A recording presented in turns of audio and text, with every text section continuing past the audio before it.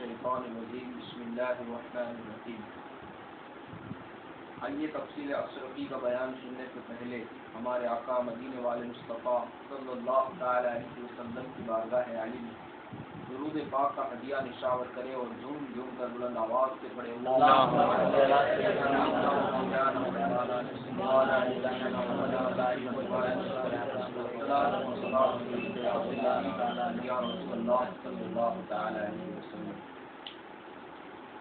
محترم اسلام بھائیوں، ہم نے پچھلے بیان میں الف لام میم کے بارے میں جانا۔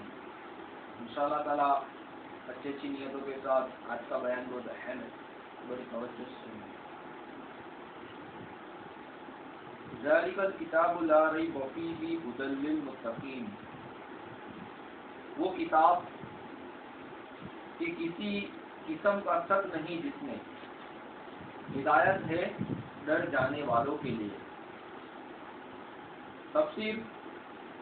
اور رسول کریم صلی اللہ تعالی علیہ وسلم سے جو وعدہ فرمایا گیا تھا کہ تمہیں ان قریب کتاب دوں گا، اور بنی اسرائیل سے بھی یہ وعدہ ہو چکا تھا جس کے وہ منتظر تھے اور مدینہ طیبہ میں بہت آباد تھے۔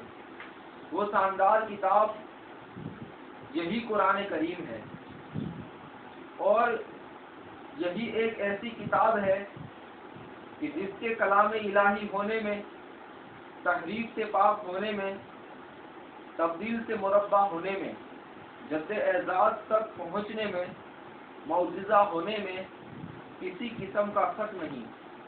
شک کا کوئی جنس اس میں نہیں پایا جاتا۔ جو اسے کسی قسم کا شک میں مبتلا رکھتا ہے تو وہ شک کرنے والا ظلم کرتا ہے۔ یہی کتاب ہے جس میں شک کی کوئی گنجائش نہیں نکل سکتی۔ فرمان ہدایت ہے، بلکہ خود سراپا ہدایت ہے اللہ سے ہر ڈر جانے والے کے لیے، خواہ وہ آج موجود ہو یا آئندہ ڈر جانے والے ہو۔ اس تفسیر کو ہمیں سمجھنا ہے۔ یہاں پہ کیا آیا؟ اور رسول کریم صلی اللہ تعالی علیہ وسلم سے جو وعدہ فرمایا گیا، آپ صلی اللہ تعالی علیہ وسلم سے اللہ تعالیٰ نے یہ وعدہ کیا تھا کہ میرے محبوب تمہیں ان قریب ایک ایسی کتاب دوں گا میں۔ تو وہ کتاب کون سی ہے؟ قرآن کریم۔ اور بنی اسرائیل سے بھی اللہ تعالیٰ نے کہا تھا، بنی اسرائیل سے ہی وعدہ ہو چکا تھا پچھلی کتابوں کے اندر کہ ایک آخری نبی آئیں گے، ان کو کتاب دی جائے گی۔ تو آخری نبی ہمارے آقا، اور یہ آخری کتاب یہ قرآن کریم۔ تو یہودی لوگ اسی وجہ سے منتظر تھے، اور مکے کے مقابلے کے اندر وہ لوگ مدینے میں زیادہ آباد تھے۔ مدینے میں بہومتی اس زمانے کے اندر یہودیوں کی تھی، اور مکے کے اندر بت پرستوں کی تھی، کافروں کے اندر۔ بت پرست یعنی کہ مورتی پوجا کرنے والے، اور یہودی جو اپنا مذہب کو چلاتے۔ تو یہودیوں نے وہ کتابیں پڑھی تھی، اس وجہ سے وہ لوگ مدینے میں زیادہ آباد تھے۔ وہ شاندار کتاب یہی قرآن کریم ہے، اور یہی ایک ایسی کتاب ہے جس کے کلام الہی ہونے میں، یعنی کہ کسی کو یہ شک ہو کہ اللہ کی کتاب قرآن ہے یا نہیں، تو وہ مسلمان ہو سکتا نہیں ہے۔ ایک ذرا بھی شک نہیں ہونا چاہیے، یہ ایمان رکھنا ضروری ہے۔ اور تحریف سے پاک ہونے میں، یعنی کہ اللہ تعالیٰ ہی نے اس کتاب کے بارے میں جو بھی کچھ لکھا گیا اللہ تعالیٰ کا حکم ہے، اس کو کسی عام آدمی نے، کسی دنیا دار نے لکھا نہیں۔ اور تبدیل میں مربع ہونے میں، یعنی قرآن پاک کو کوئی تبدیل کر سکتا نہیں ہے، یہ ایمان رکھنا بھی ضروری ہے۔ تم ایسا بولو کہ نہیں اس نے قرآن کی آیت بدل ڈالی، قرآن کو اس نے چینج کر ڈالا فلاں نے، تو ایسا ہو ہی نہیں سکتا، کیونکہ تم بول کہاں سے سکتے ہو؟ اس کا اللہ تبارک و تعالیٰ نے قرآن پاک کی ایک ایک حرف، ایک ایک نقطہ، جبر زیر، یعنی قرآن پاک کی حفاظت کا پورا ذمہ اللہ تعالیٰ نے اپنے سپرد لیا ہے، تو کوئی بدل نہیں سکتا۔ ٹھیک ہے، قرآن کو کوئی مٹا بھی نہیں سکتا، نہ قرآن کوئی بدل بھی نہیں سکتا۔ پوری دنیا ہی مل کرے تو یہ کام ہو سکتا نہیں۔ جد اعزاز تک پہنچنے میں، نہیں قرآن پاک کے اعزاز تک کوئی دوسری کتاب پہنچ نہیں سکتی ہے، ایمان ہونا بھی ضروری ہے۔ تم ایسا سمجھو کہ نہیں فلاں فلاں کتاب قرآن سے بھی افضل ہے، تو یہ مسلمان کا عقیدہ نہیں ہے۔ سب سے افضل و بالا کیا ہے؟ قرآن پاک۔ معجزہ ہونے میں یعنی قرآن پاک ہمارے آقا صلی اللہ تعالیٰ علیہ وسلم کا ایک معجزہ ہے۔ قرآن ایک معجزہ ہے، جو معجزہ ہمارے ہاتھوں میں، مگر اس کا احساس ہمارے کیوں نہیں ہوتا؟ ہمارے پاس علم نہیں ہے، ہمارے پاس سچی محبت نہیں ہے، ہمارے پاس وہ آنکھیں نہیں ہیں۔ بس قرآن پاک ہے نا ہمارے اندر مجھے کیا جانتے ہیں اپنے قرآن پاک کے؟ سب سے بڑا خزانہ اپنے گھروں کے اندر ہے، اور وہ خزانے کی قیمت ہمارے کو پتہ ہی نہیں، کہاں سے پتہ ہوگی؟ وہ بیس یعنی وہ اس کی کوئی قیمت ہی نہیں ہے پہلی بار، مگر اس میں اس کی اہمیت کیا ہے وہ ہمارے کو پتہ نہیں ہے نا۔ آج مسلمانوں کے پاس ایک خزانہ ہے، جو اس کا فائدہ لوٹتا ہے وہ کہاں سے کہاں پہنچ جاتا ہے۔ حضرت علی کرم اللہ تعالیٰ وجہ کریم فرماتے اور دیگر صحابہ بھی فرماتے کہ میری کوئی چیز بھی گم ہو جائے تو قرآن پاک پڑھوں گا، اس میں مجھے پتہ چل جائے گا کہیں میری چیز یہاں سے ملے۔ قرآن پاک میں سب کچھ بیان ہے، جو اللہ تبارک و تعالیٰ نے قرآن میں سب دے دیا ہے۔ اور کسی قسم کا شک نہیں، ارے سب تو بہت دور کی بات ہے، سب کی جنس بھی قرآن پاک کے لیے رکھ سکتے اپنے نہیں ہے، یعنی کہ سب کی جنس یعنی کہ مٹیریل، ٹھیک ہے نا، کچھ نہ کچھ اس کی جنس ہوتی ہے، ہر چیز کی کچھ جنس ہوتی ہے۔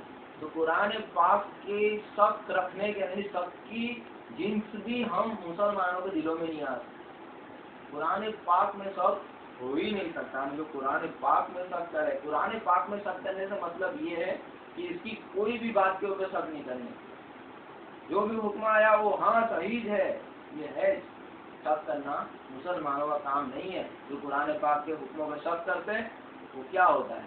وہ مسلمان نہیں ہوتے۔ کئی لوگ بولتے ہیں نا میں جناتوں کو نہیں مانتا، میں آج اس کو نہیں مانتا، کس نے کیا قبر میں جا ہوئے گا، کس نے بولا جنت ہے، کس نے بولا جہنم ہے، کس نے بولا کہ فلا فلا اپنوں کو مرنے کے بعد بھگتنا پڑے گا، یہ سب قرآن میں بتایا گیا ہے۔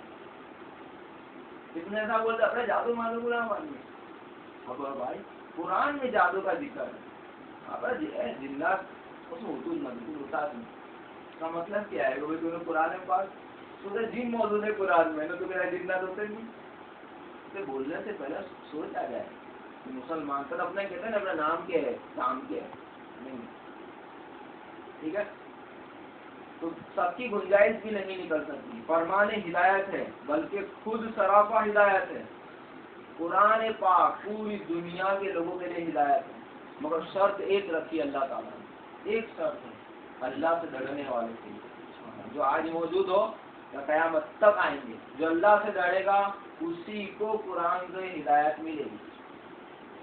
شرط یہ ہے بھائی قرآن سب پڑھو مگر ہدایت سب کو ملتی نہیں ہے۔ اللہ سے ڈرنے والے کی پوری یعنی کہ اس کے بارے میں ایک الگ ٹاپک ہے، ٹھیک ہے نا، جو اللہ کے نبی سے محبت کرتا ہے نا اللہ سے ڈرتا ہے، جو اللہ کے نبی سے محبت کرتا ہے، جو اللہ کے ولیوں سے محبت کرتا ہے وہ بھی اللہ سے سچی معنی میں ڈرتا ہے۔ جو اللہ تعالیٰ نے کہا ہے، کیا کہا ہے؟ اللہ تعالیٰ نے کہا کہ میرے ولی کے ساتھ دشمنی کرنے والا مجھ سے اعلان جنگ کرتا ہے، تو اللہ سے کوئی اعلان جنگ کرے، ٹھیک ہے، تو کیا جیتے گا کہ ہارے گا؟ جنگ کا نتیجہ بالکل پکا ہے کہ کیا ہونے والا ہے۔ اب جنگ کے اندر کیا ہوتا ہے؟ سامنے والے کی سب سے طاقتور چیز پہ حملہ ہوتا ہے نا جنگ کے اندر۔ تو اگر کوئی مسلمان ہوتے ہوئے کسی اللہ کے ولی سے دشمنی کرے، اللہ کے نبی کی بات تو بہت دور ہے، تو اس کی سب سے ڈینجر یعنی کہ اس کی سب سے پاورفل چیز جس سے اس کو سب سے زیادہ نقصان پہنچے گا وہ کیا ہے؟ اس کا ایمان چھین لیا ہے، اللہ تعالیٰ ایمان چھین لیتا ہے، اب تو بالکل ہار گیا۔ یہ جنگ کا معاملہ، تو یہ جو اللہ سے ڈرے گا وہ اللہ کے ولیوں سے دشمنی نہیں کرے گا، ان کی بے ادبی نہیں کرے گا، ان سے جنگ کا اعلان نہیں کرے گا۔ اللہ سے ڈرنے والے جو ہوتے ہیں وہ قرآن سے ہدایت پاتے، یہ قرآن میں سب کے لیے ہدایت ہے، قرآن میں ہر دھرم کے لوگوں کے لیے بھی ہدایت ہے، ان کو ہدایت ان کو روکنا نہیں ہے اپنے کبھی نہ پڑھو، قرآن سب کے لیے، مگر ہدایت اس کا مطلب یہ بھی ہوا نہیں کہ قرآن کو ان لوگوں نے بھی پڑھا جو ایمان والے نہیں، مگر ان لوگوں نے کس نیت سے پڑھا ہوگا؟ اللہ کے خوف کے بنا پہ نہیں، بس خرچ کرتے ہیں میرے تو ان کو نہیں ملا، ان کو ہدایت نہیں ملی۔ الحمدللہ آپ لوگوں کو اللہ تعالیٰ نے ہدایت دی، ہم قرآن کو اللہ کی کتاب مانتے ہیں، ہم قرآن میں کسی قسم کا شک نہیں کرتے۔ محترم اسلامی بھائیوں، اسی طریقے سے تفصیل اقتصادی کے بیان میں بیٹھیں گے انشاء اللہ تعالیٰ ہمارے کو بہت سیکھنے کو ملے گا۔ اس کو سمجھ کر اس کو نہیں پڑھی سب کو بڑی ماشاء اللہ کچھ فیصد پڑھی ہوگی، ٹھیک ہے؟ کئی لوگوں کی گیپ بھی پڑھ گئی، ریکارڈ ہوا گیپ کا، اس کو رکھے کمپلیٹ، یعنی کہ اپنی ایک بھی گیپ نہ پڑھنی چاہیے، ٹھیک ہے؟ یا پھر سویدھا دے اور پچھلا بہن سنا دیتا ہوں میں تیار ہوں، میں سب کا خادم ہوں، میں تیار ہوں ان شاء اللہ تعالیٰ کہنے آپ لوگ کو اگر پچھلا بہن بتا دیں گے ان شاء اللہ تعالیٰ کسی کی گہرا بھی نہیں ہو، ٹھیک ہے؟ اللہ کرے کہ میں نے جو بیان کیا وہ سب کے دلوں میں اتر گیا، ٹھیک ہے؟ اب میرے ساتھ آپ سب کو نعرہ لگائیں، فیضان مدار اعظم جاری رہے گا، فیضان مدار اعظم جاری رہے گا، فیضان مدار اعظم جاری رہے گا، فیضان اسلام جاری رہے گا، فیضان اسلام جاری رہے گا، فیضان اسلام جاری رہے گا۔ الحمدللہ رب العالمین والصلاة والسلام علی سید الانبیاء والمرسلین یا رب مصطفیٰ صلی اللہ تعالی علیہ وسلم و طفیل مصطفیٰ صلی اللہ تعالی علیہ وسلم۔